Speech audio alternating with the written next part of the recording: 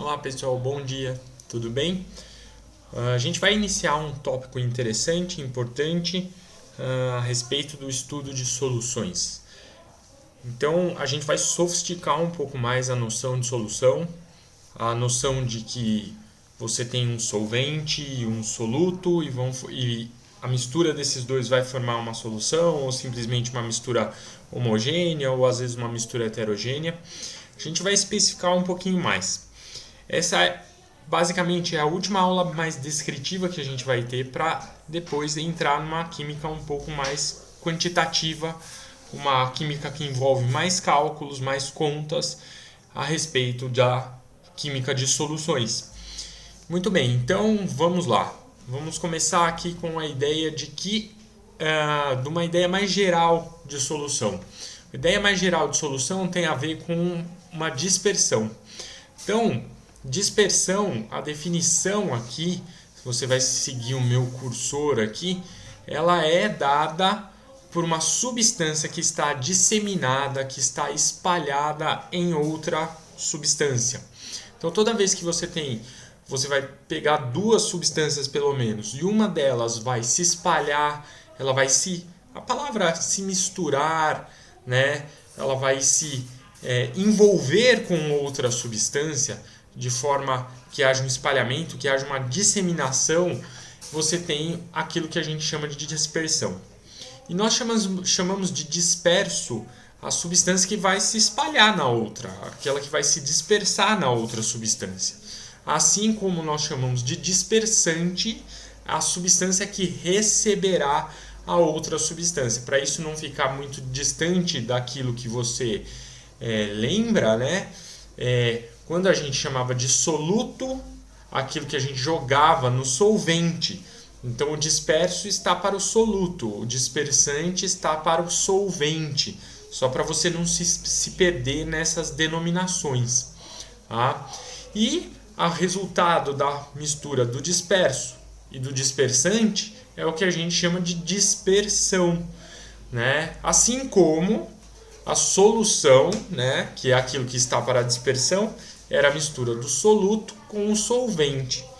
E, na verdade, a solução, aquilo que a gente tratava como solução anteriormente, né, que você aprendeu lá no começo do ano a diferenciar a substância pura de soluções ou de misturas heterogêneas, né, aqui dentro das dispersões nós temos três classificações. A solução é uma delas, os coloides são outros e as suspensões são outro tipo. Então nós temos três tipos de classificação de dispersão: as soluções, os coloides e as suspensões, né? E aí você vai pensar, poxa, como é que eu vou diferenciar uma de outra, né? Um tipo de outro. Bem, a gente diferencia um tipo de outro através do tamanho das partículas dispersas. Então nós pensamos assim, você vai colocar lá o seu disperso no seu dispersante, né? É o tamanho das partículas do disperso que vão se espalhar lá no meio, que vão se espalhar lá no dispersante, que vai classificar, que vai nos poder dar uma classificação se é uma solução, se é um coloide ou se é uma suspensão. Então vamos lá. Então a gente vai explorar cada uma dessas três agora. Então vamos começar com as soluções. As soluções. Soluções possuem dispersos, ou seja, partículas com tamanho, diâmetro, vamos dizer. Então você imagina lá bolinhas que vão lá estar sendo jogadas no seu dispersante, né? Menores que 1 nanômetro. Lembra que 1 nanômetro, 10 a menos 9 metro. Então, são partículas muito pequenas que, portanto, vão formar aquilo que a gente já classificava anteriormente, que não vai mudar nada, as misturas homogêneas, né? O disperso, as moléculas ou íons, né, sempre muito importante, é aquele paralelo que eu fiz anteriormente. O disperso é chamado de soluto, né, que são moléculas, que são íons, e o dispersante é chamado de solvente, que é aquilo que... Como é que a gente vai saber quem é o solvente? Aquilo que está em maior quantidade no sistema, né? É muito importante falar que na solução as partículas não vão se sedimentar pela ação da gravidade, ou mesmo com uma ultracentrífuga, tá? E você não vai conseguir separar o soluto e o solvente usando um filtro comum ou um ultrafiltro. Então você não tem sedimentação por ação de gravidade, você não tem sedimentação se você quiser acelerar a sedimentação por uma ultracentrífuga, ou você também não vai conseguir fazer uma separação típica soluto-solvente usando filtro comum ou ultrafiltro.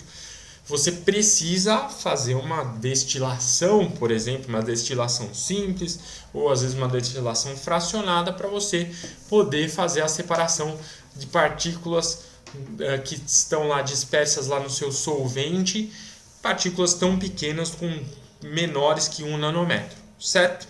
Muito bem, então essas são as soluções. Tipos de solução. Vamos classificar essas soluções.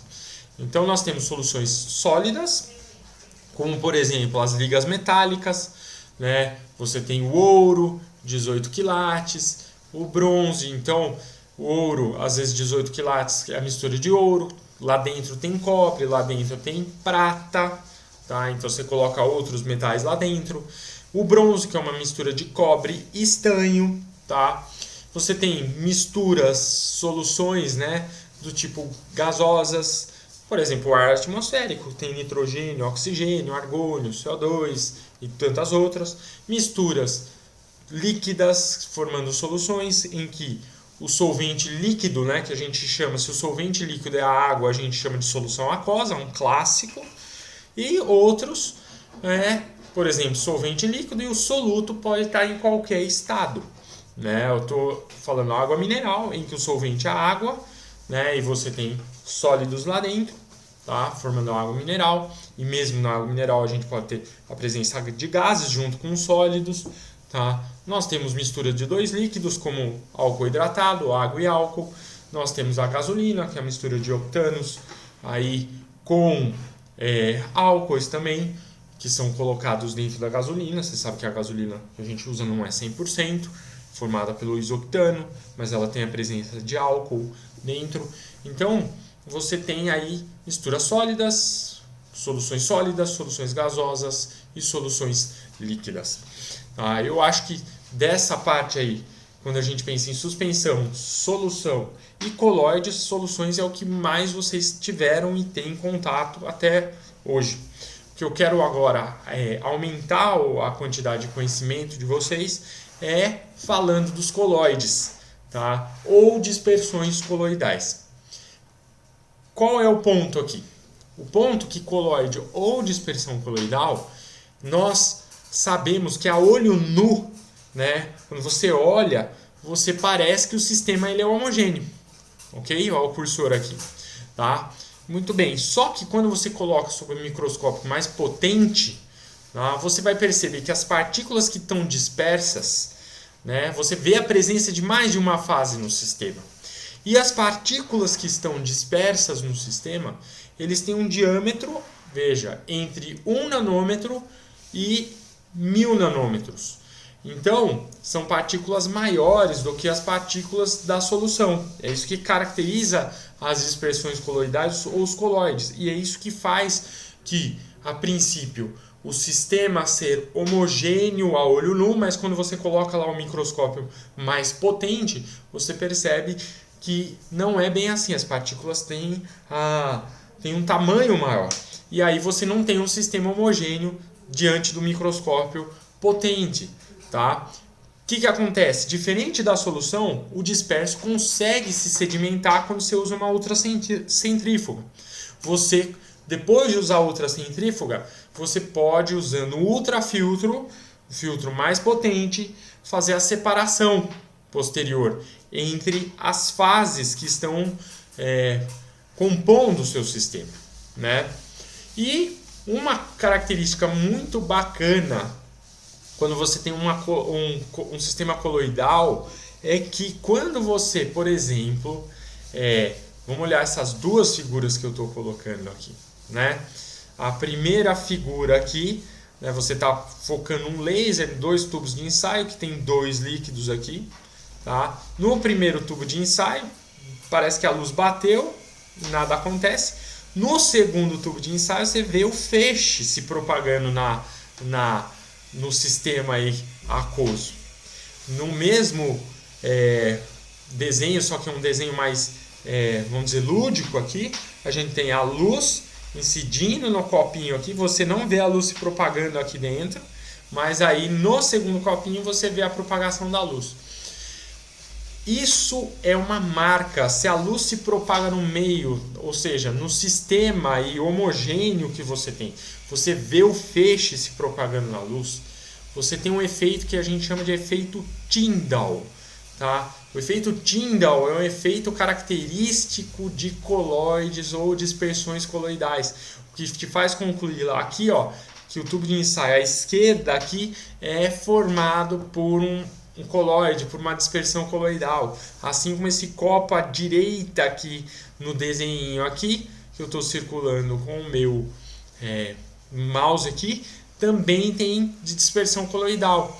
Isso é uma coisa que a gente percebe, por exemplo, quando você tem um farol ligado numa neblina, partículas de poeira num quarto, você percebe a presença do sistema no meio onde você está, onde a luz está se propagando, certo? Para soluções típicas, esse efeito não ocorre. Esse efeito ele é característico para dispersões coloidais, ou seja, para partículas dispersas com diâmetros maiores aí do que os diâmetros de partículas em soluções. Então esse é o efeito Tyndall que caracteriza o coloide ou a dispersão coloidal. E nós temos vários tipos de coloide. Então vamos passar por alguns tipos de coloide. Eu acabei de falar, né, que ele é formado por um disperso líquido, tá? E o dispersante ele é gasoso, tá? Então você tem um gás e nesse gás você tem partículas líquidas.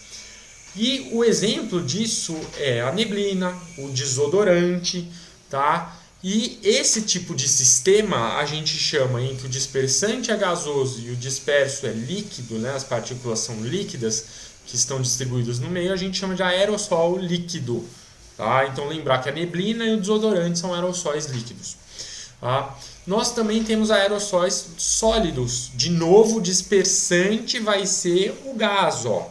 Sempre o dispersante é um gás. Quando você vê aero aqui, né, aero, o dispersante é gasoso, tá? Só que agora o disperso é sólido. E a gente diz que um aerossol sólido é a mistura aqui, né, de fumaça e poeira. Fumaça está cheio de particulados sólidos. Muitos desses particulados sólidos em regiões poluídas fazem mal para a gente, inclusive. Certo? Muito bem. Então, aerossol líquido, aerossol sólido. Que mais tipos de colóides nós temos? Nós temos espumas. Tá? Com as espumas, agora nós estamos passando por um dispersante líquido. Dispersante líquido e o disperso é o gás, né? Então, exemplos de espumas em que você tem gás misturado com líquido, né? O chantilly, a espuma que combate incêndio, é o que a gente chama são tipos de coloide, tá? A gente tem espumas sólidas também, só que qual a diferença da espuma sólida para essa espuma que eu acabei de falar? A espuma tipo chantilly, a espuma tipo combate a incêndio. O dispersante agora, ele é sólido, certo? Ao invés do dispersante ser líquido nas espumas de combate a incêndio chantilly, tá? E o disperso é gasoso. Então nós temos as espumas sólidas como o isopor, a espuma de poliuretano, que também são tipos de coloide. Mais tipos de coloide, aí um importantíssimo, tá? São as emulsões. Emulsões são disperso é líquido, dispersante também é líquido. A gente tem emulsão em leites e maioneses. Então, basicamente, como é que você forma uma emulsão? A emulsão, inicialmente, você tem líquidos que são immiscíveis, como água e óleo. Só que para fazer a emulsão ocorrer, a gente precisa daquilo que a gente chama de agente emulsificante. O agente emulsificante é uma molécula que vai conectar as duas fases que não se misturam. As duas fases que a princípio formariam uma mistura heterogênea. Tá? O agente emulsificante tem uma extremidade que é polar, ó, aqui o meu cursor, e a outra extremidade é uma parte apolar.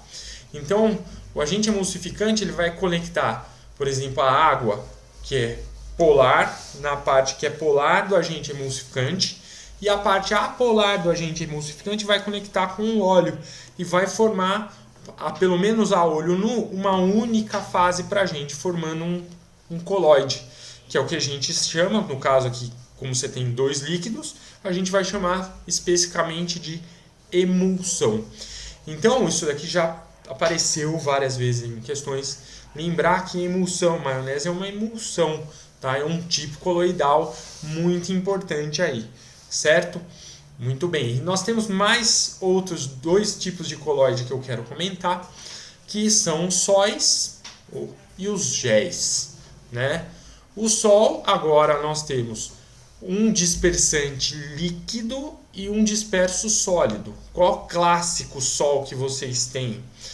Você tem creme dental, tá? Em que você tem o dispersante líquido e particulados sólidos pequenininhos lá dentro.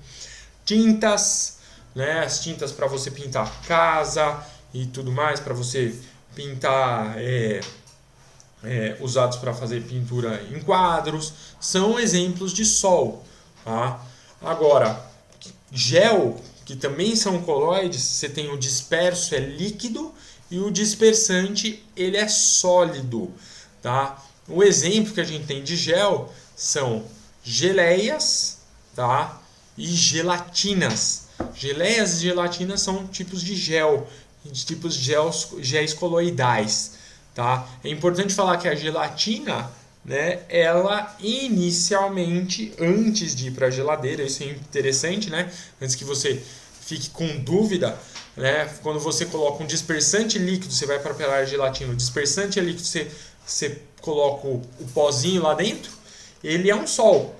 Só que depois, que a hora que vai para a geladeira, você tem o processo de solidificação, você tem o disperso líquido e o dispersante sólido, né? Você inverte, né, aquilo que era o disperso, né, a fase do disperso e a fase do dispersante depois que vai para a geladeira. E aí vira um gel, e aí sim a nossa gelatina pode ser classificada como um gel, tipicamente como a gente classifica a geleia, certo? Muito bem. E por último, o último tipo de dispersão que a gente vai estudar. Então a gente acabou de ver solução, acabou de ver os nossos colóides, a gente vai ver as suspensões, né? As suspensões são os típicos sistemas heterogêneos, aqueles que têm aspecto heterogêneo a olho nu, né? São aquelas partículas, né, com diâmetro lá dentro, disperso. As partículas do disperso têm diâmetros maiores que 1000 nanômetros. Né? As partículas vão se sedimentar por ação da gravidade e vão conseguir ser separados por filtração comum. Então, ou por um processo de decantação típico. Então nós temos o que a gente costuma falar de mistura heterogênea, né? Então a gente fala água e areia, azeite e água, no caso de dois líquidos, a mistura de um leite com achocolatado, né? E aí você forma essas suspensões. Então essa aula aqui é a nossa dedicação a especificar melhor aquela questão de mistura homogênea, mistura heterogênea. Entrar em um detalhe um pouquinho maior, que são aquelas perguntas que sempre perduram para a gente. Leite, maionese, várias coisas do nosso cotidiano tem classificações um pouco mais complicadas do que simplesmente o mundo ser separado em misturas homogêneas e misturas heterogêneas. Certo? Muito bem. Próxima aula a gente volta com aquela promessa que eu fiz no início dessa aula. Nós vamos começar a fazer contas. A nossa química vai virar uma química quantitativa. Certo? Grande abraço e a gente se vê na próxima aula.